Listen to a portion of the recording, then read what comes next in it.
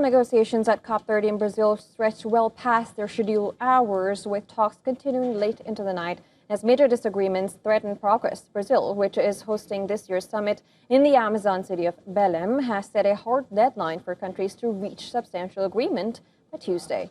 But divisions do remain sharp. Here's a report on that.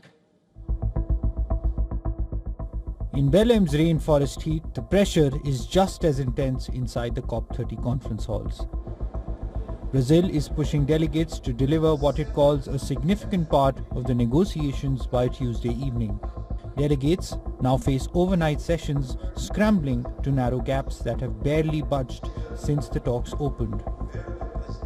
The biggest obstacles: weak climate commitments, limited financial pledges, and rising tensions over green trade measures.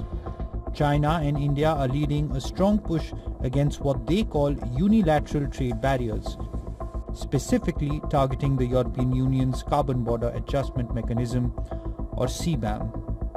Something more concrete in terms of delivery of public finance. I think that is something that would be very, very important. And I think on adaptation terms, I think indicators that also on adaptation finance, that is a big concern from India's side.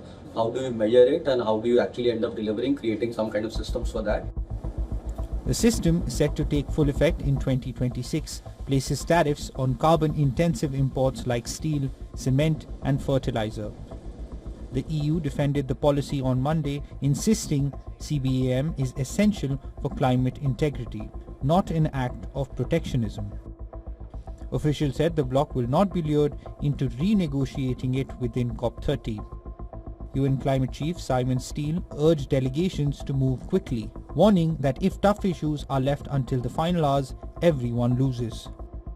For developing countries, especially in Africa, finance is non-negotiable. They want COP30 to acknowledge that wealthy nations are still failing to provide the funds promised for adaptation and emissions reduction.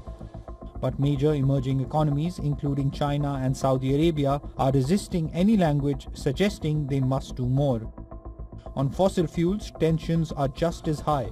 Brazil hopes COP30 can send an ambitious message about phasing out oil and gas, but major producers remain opposed, leaving the issue largely absent from formal negotiating rooms.